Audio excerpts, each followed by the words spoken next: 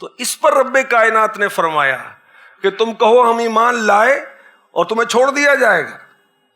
وَهُمْ لَا يُفْتَنُونَ, تمہاری آزمائش نہیں ہوگی, آزمائش ہوگی. اچھا, یہ پہلی آیت ہے. اور اسی سورت کی آخری آیت میں دیکھیں کیا ارشاد ہوتا ہے, وَالَّذِينَ جَاهَدُوا فِينَا لَنَهْدِيَنَّهُمْ سُبُلَنَا, اور جنہوں نے ہماری راہ میں کوشش کی ضرور ہم انہیں اپنے راستے دکھا دیں گے. یعنی کوشش کرنے والے کو کامیابی عطا ہوگی. اور پھر اس آیت کا آخری جز کیا ہے, وَإِنَّ اللَّهَ لَمَعَ الْمُحْسِنِينَ, اور بے شک اللہ نیکوں کے ساتھ ہے. ہم شریعت کے مطابق عمل کریں, اللہ ہمارے ساتھ ہے.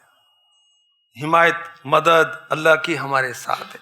جب اللہ پاک کی حمایت اور مدد ساتھ ہے, ہمیں کیا غم ہے, ہمیں کیا پریشانی. نیکی کی دعوت دینا, نیکی کی دعوت کے لیے کسی کو موٹیویٹ کرنا, یہ سنت مصطفیٰ ہے.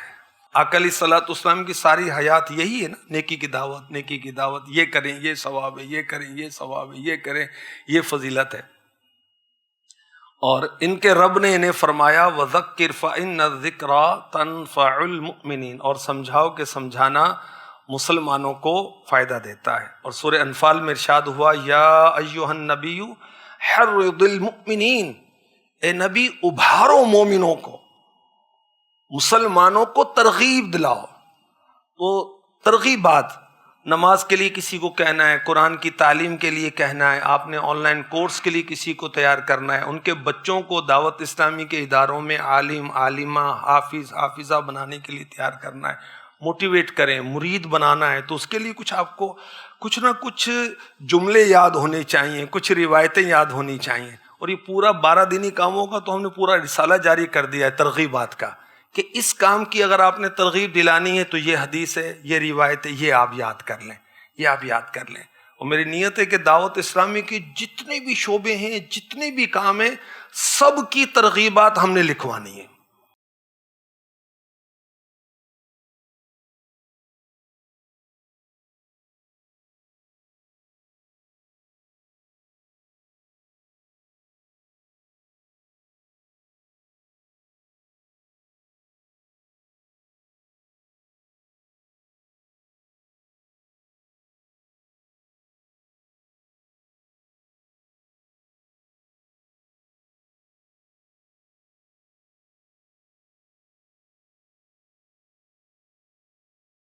نیکی کی دعوت کی ترغیب.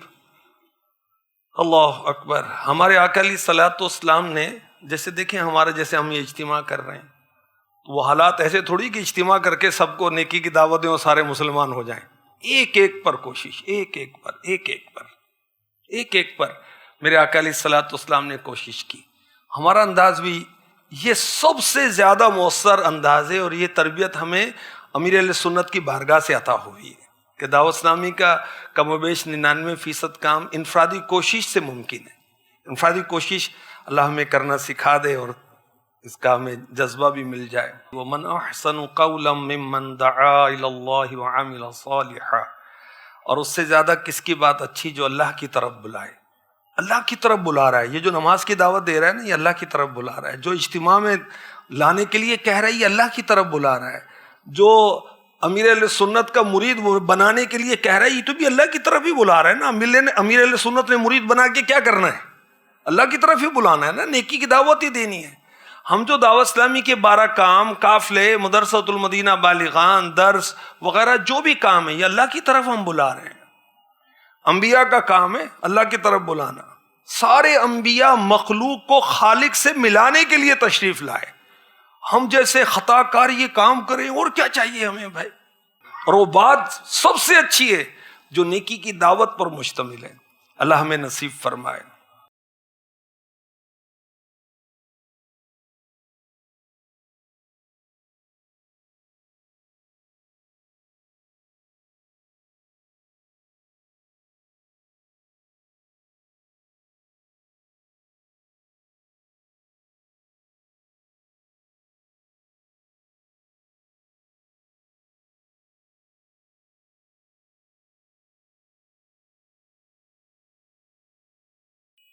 مدنی مذاکرہ اس میں مرکزیت ہے. مجھ سے لوگ متاثر ہیں, کل بزن بھی ہو جائیں گے, امیر اہل سنت سے متاثر ہوں گے, متعارف ہوں گے, مرید ہوں گے, انشاءاللہ الکریم ان کو استقامت ملے گی. میری نظر میں یہ کام دعوت اسلامی کا اہم ترین کام ہے. دیکھیں ایک ہی وقت میں سارے اراکین شورا, اسلامی بہنوں کی عالمی مجلس مشاورت, نئے پرانے اہل محبت, ملک بیرون ملک, علماء سب شامل ہے. کیوں؟ شمع جل رہی ہے, پروانے جمع ہیں بھائی. اور امیر اہل سنت بیک وقت سب کی تربیت کر رہے ہیں. اچھا میری ذمہ داری بڑی ہے, میں مدنی مذاکرے میں نہیں ہوں, میرا ماتحت مدنی مذاکرے میں موجود ہے, پھر وہ مجھے اپڈیٹ کرے گا. اور ذمہ داری میری ہے کہ ماتحت کی تربیت میں نے کرنی ہے, میں نے تربیت لینی تھوڑی ہے اس سے, ماتحت سے. ہاں سیکھنے کے لیے وہ عاجزی ہونی چاہیے, اگر کوئی بچہ بھی ماتحت بھی اچھی بات کہ اس کو قبول کرنی چاہیے, لیکن در حقیقت ذمہ داری کس کی ہے؟ نگران کی ہے نا, کہ ماتحت کو وہ سمجھائے, تنظیم سکھائے. جس نے سکھانی ہے اس کے پاس تو یہ حاضری نہیں ہے. اچھا میں نے اور آپ نے کیا کوئی اپنا فیضان جاری کرنا ہے؟ ہمارے پاس ہے ہی نہیں جو جاری کریں گے بھائی. ہمارے پاس جو کچھ بھی ہے جو آئندہ ہوگا پیر صاحب سے ہی ملے گا نا, تو جہاں ملتا ہے وہاں تو ہم ہے ہی نہیں. تو اس کی ترکیب ویکلی ہونی چاہیے اور اجتماعی طور پر.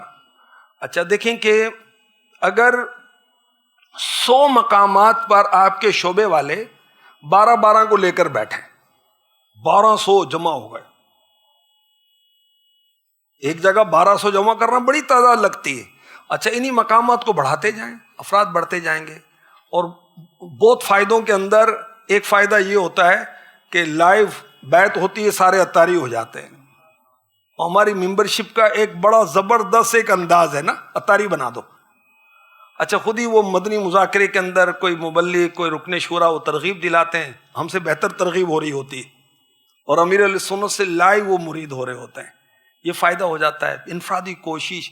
اچھا اس کے لیے جب خاص آپ کے شعبے والے جمع ہیں نا, یہ باقاعدہ میں آپ کو عرض کر رہا ہوں, یہ نہیں کہہ رہا کہ کوئی الگ سے کوئی میں آپ کو کر رہا ہوں, یہ شورا کے اندر مشورہ ہوا باقاعدہ.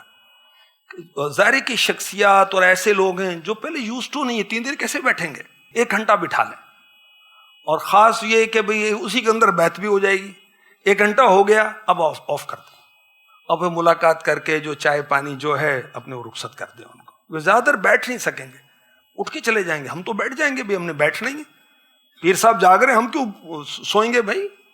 75 سال کی عمر میں بغیر کسی معاوضے کے ہماری تربیت کے لیے وہ موجود ہیں, اور ہمیں نیند آ رہی ہے, میں تھک گیا ہوں, اور تربیت میری ہونی ہے بھائی, تو میں کیوں سو جاؤں, کیوں سست ہو جاؤں بھائی؟